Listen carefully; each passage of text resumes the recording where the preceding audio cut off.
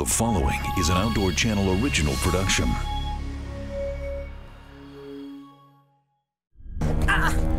Damn. Please, somebody help me. Tyson's coming, babe. Tyson, please hurry, man. Please. What happened? My name is Tim Dowd. I've been a professional guide and outfitter for over 30 years. I know what it takes to get it done in America's roughest mountain. I get my clients within spitting distance of stunning big bull elk and monster black bears. Each year, I invite students from around the world into mine. They all say they want to learn what I know. Outfitting is one of the most demanding jobs in the world. 20-hour workday is normal, and only the toughest have what it takes. They are mine for a month, my ranch, my rules. I will find out who's tough enough. You never know what's going to happen, but I guarantee they'll never forget Outfitter Bootcamp. The backcountry is a major test for guide school because it's not what you can do in the classroom on paper, it's what you can do in the backcountry where you're going to be working.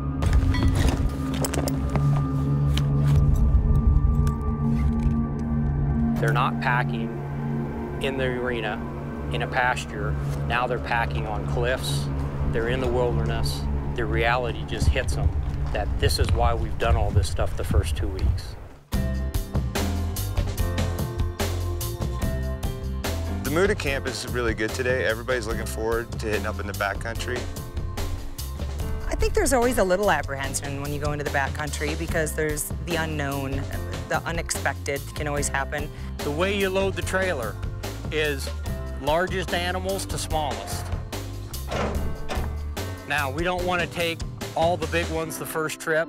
Yeah, I'm real excited about, using what we've learned up to this point to go on our trip up to our camp. You guys grab them, you're going to come in here and I'm going to show you how to load them up. I think today as we prepare to get everything packed up and head into the backcountry for 5 or 6 days, everyone's pretty excited. I know personally I'm very excited. Bring them in. Camp Diamond Baby good after you? Yep, actually it doesn't matter after that. I guess I'm really looking forward to riding up there and riding around when we get up there. Grab Diamond Bay, let's go. Okay, you have to do the same thing. Bring him in, tight turn, and then back him into here. Well, I guess it's hard to judge how much stuff in cubic feet we're taking or how many trailers because we have the pack animals, then we have all the saddles, and that's going to be a lot of both. We're going to have multiple trailers back and forth with the pack animals. I'm kind of ready to go back to the backcountry, but I mean, it's whatever. It's a lot of work, but I think it's going to be interesting when we get there. Some mules like to go in forward, some mules like to turn around. I'm very big on organization and keeping everything running. Come on, son. You gotta keep rapid, hold pressure. Okay, shut the door. Hold on. Shut the door. Just kind of bump him in the butt. He's young. He's only 2 years old. And so, every once in a while, you work on it, you teach him to load and stuff like that, but every once in a while, you have to kind of reteach it. Come on, son. Keep him facing towards the middle. Okay, not worried about that. Let's go, loading. When they're young like that, you really have to, teach it a lot.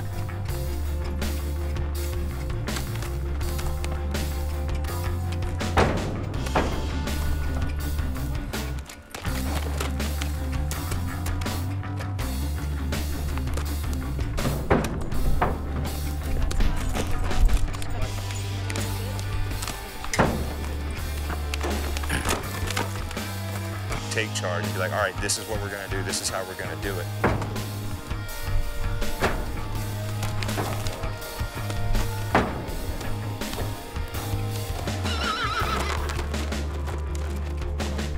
Hopefully next time it'll be a little easier.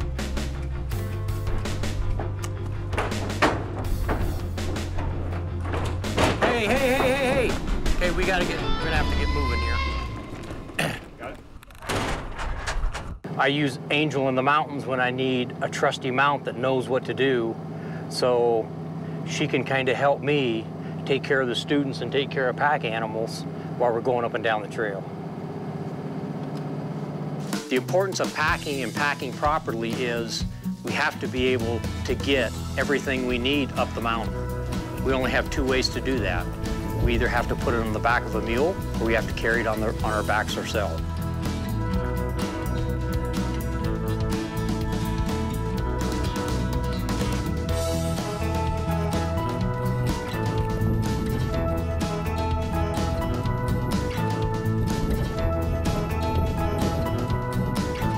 Okay, everybody listen up. Things to remember. When you leave, you have to talk to your mule, so you just don't yank them. If you need to stop, let me know. If somebody stopped on their own, I better be looking back and see a load flipped underneath the mule's belly, where they're in the middle of a wreck. Don't be yakking back and forth, because you're professionals. Your mind should be on your animal in back of you, and the one you're riding, and what's going on, instead of how the pizza was last night. Let's get everything picked up, everything locked up, and then you don't put a head stall on until you're ready to get on. I just heard something. Ah, damn, please, somebody help me. But you want to go forward? Yes or no? Outfitter Bootcamp, presented by Pelican, is brought to you in part by Valero, keeping America moving.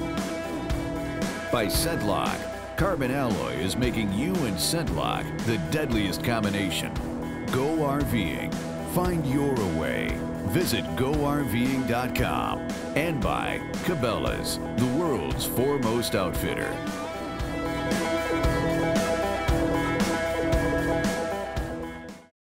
The main hidden lesson I look for in the write-up, I don't care what a person does down here at the ranch. It all boils down to what do they do on the mountain. Now, the student is, even though he's in school, he's no longer a student, he's working for an outfitter. Okay, let's go. The pack into camp is exactly the first thing they're gonna be doing for an outfitter. Does the student know what they're doing? Have they been paying attention?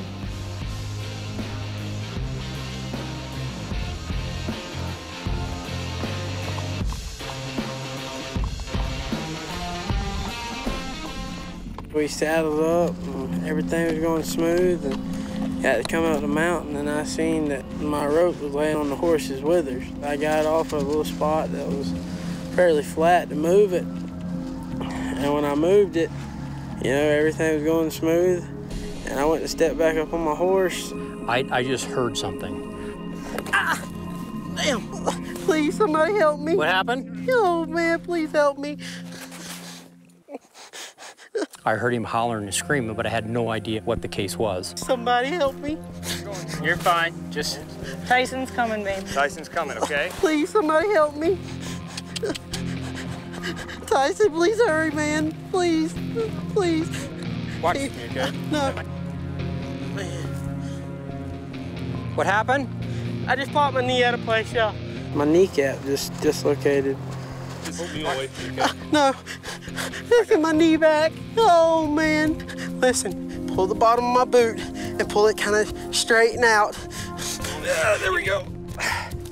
Jance, is it back in or is it still out? Yes, it's back in. Okay. Jance is really hurt. He slipped getting back on, and I think his knee completely popped out. Jance, Sir. are you okay or are you still hurt? Oh, I'm hurt pretty bad here, y'all. Hurt meaning you can't make it anymore? I can make it, I think. Okay. Oh. Watch it, I'm gonna move the horses. You just hang tough. Come here. Move forward. Move forward. Come on. Is that any better laying like that? Oh. Is the pain getting any better? Oh, man.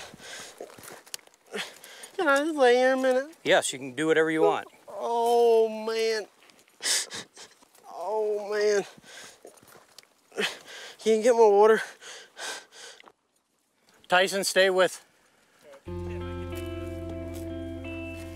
Man.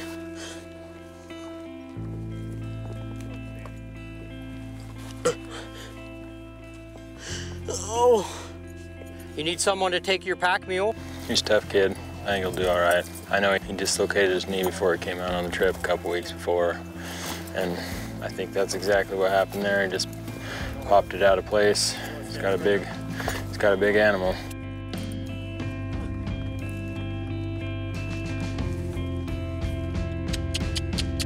Come on, Barton.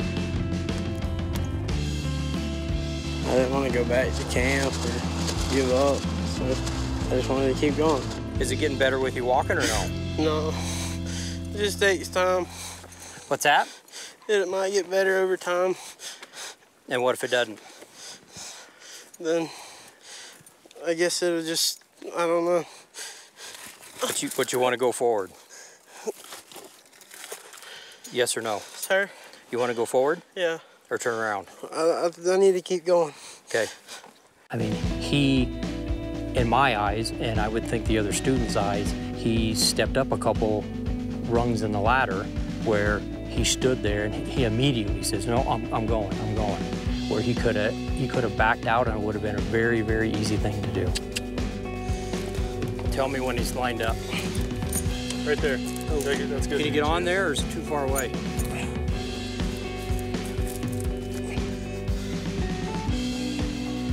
Just grab him, push him up, whatever he needs for help. Okay? Yes, sir. Put your foot in your stirrup. You were given the option 2 or 3 times to go home instead of keep going up here, and I'm proud that you cowboyed up and came through and went up here. Well, but at the same time, that was a very easy spot just to say, that's it, I've got my excuse, I'm done. Oh, watch it, watch it, watch it, watch it. Oh.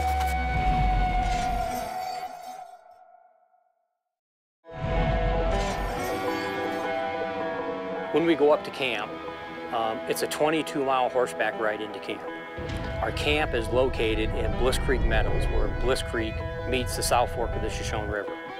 We ride the same trails that Jeremiah Johnson rides, which Jeremiah Johnson, of course, is buried in Cody, Wyoming. The trails that we use were started by the Shoshone Indians. Then the mountain men rode on them. Then, quote, the civilized man came in and improved the trails, which even before the Indians used them, the wild animals used them.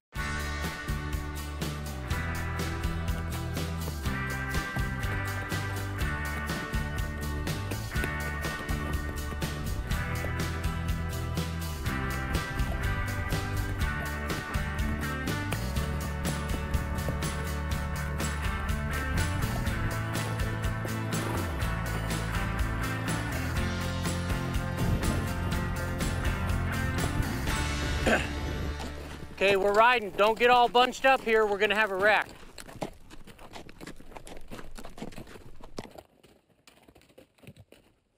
Right now, I'm standing at the rock where Angel fell. So be careful right here. How's Jance doing? Jance, how you doing, bud? We're about there. The trail that we take in and out of camp is one of the rougher trails that I've taken. It's not a long trail, but it's very rough, where we climb up and go through the pass that's very steep and doesn't really have any level places where we can allow the animals to stop and take a breather. In fact, it's so steep and there's so many rocks that are very slick that we actually get off and walk going uphill, which is something you very rarely do in the mountains. Everybody's caught up? Okay, let's go.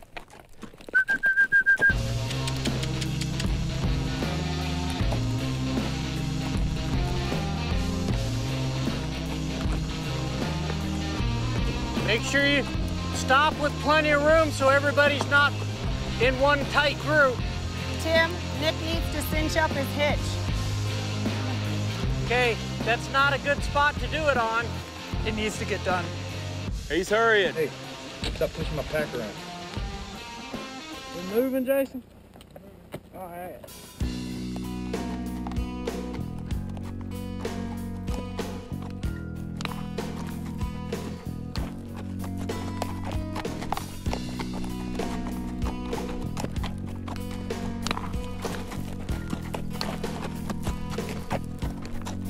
Don't get all bunched up here. We're gonna have a wreck. Okay, you gotta watch. You got a loose mule that's ready to come through your...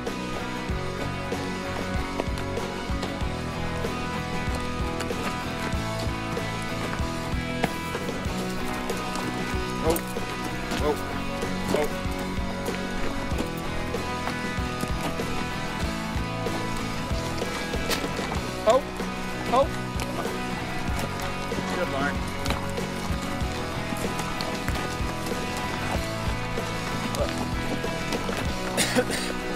Whoa.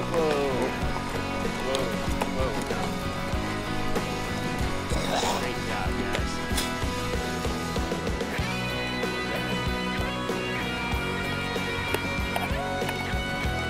You always have to watch because anything can happen at any time, and even the best person, if they're not watching exactly what goes on all the time, can be looking the wrong direction. The horse or mule that they're riding stumble and they go up over the top. You want me to pull it, Mike? Yeah, if you can. Mike, are you good? It's pretty loose, Tim. Okay, we got like a couple 100 yards. Okay, I can make it a couple 100. Okay, you're gonna have to keep an eye on it. If it flipped, it's not because of the hitch, it's because of the cinch. Yeah, I think the cinch is loose. Or one of them, the front one. Was it tight when you started? Yes, sir. Okay, so see, we've gone like an hour and see how much it's loosened already? Yeah. Especially for her with a big pot belly. Now, you should get on the other side because your saddle's already leaning to this way.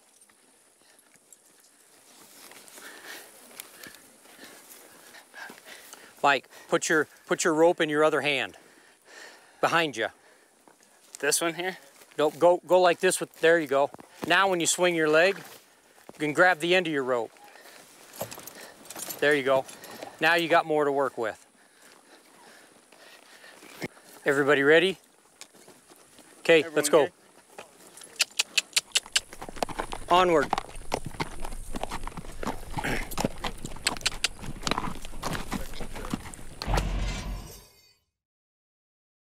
Outfitter Bootcamp, presented by Pelican, is brought to you in part by Valero, keeping America moving. By Sedlock, carbon alloy is making you and Sedlock the deadliest combination. Go RVing, find your way. Visit GoRVing.com.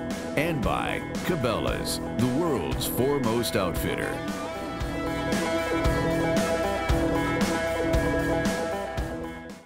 The number one thing I'm looking for when we first get on the mountain is who's taking charge and who's not. Everybody over here, let's make a plan.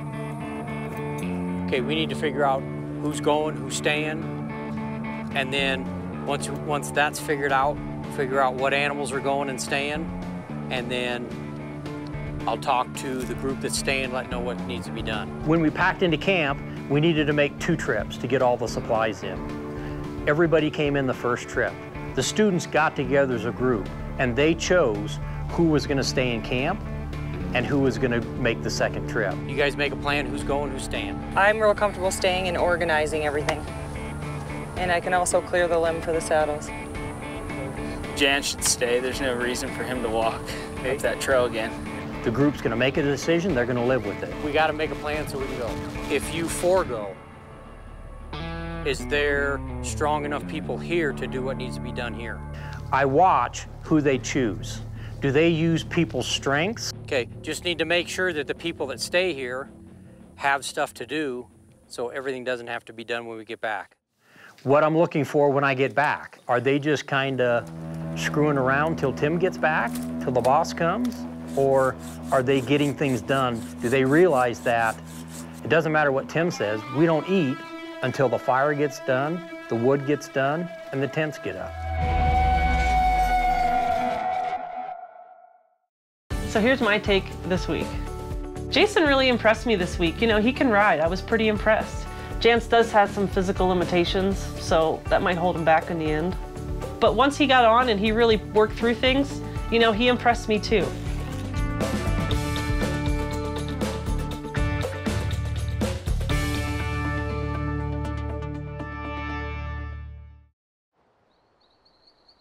Okay, Little story. When I was young, like 12 years old, that's when I started working for my dad in his diesel repair shop. I was in a town of about 600 people. I loved to go hunting and stuff, so I would walk out of my house and go to the cemetery and hunt squirrels. And that's how I started hunting. Well, then I went deer hunting one year in Iowa, and Iowa is shotgun only, where you can't use a rifle. And everyone would sit, make drives, do all that stuff, and that wasn't for me, so I picked up a bow. I started bow hunting. So I bow hunted for a couple years. By this time, I'm 19 years old, and I wanted to go on an elk hunt. So I picked up a hunting magazine. I was thumbing through the pages, and I seen an ad for a guide school. I was looking through the literature, deciding should I go, and I thought, I'm 19 years old. I had a girlfriend at the time, and we were supposed to get married. I was supposed to keep working for my father, take the business over, and run the repair shop. And I thought, if I don't do this now, I'm gonna be sitting back 20 years later, wondering whatever would have happened if I would have went out west. So I decided, okay, that's what I'm gonna do. So told my girlfriend I was leaving, pretty much sold everything I had an old beater truck, and took off for Colorado and went to guide school.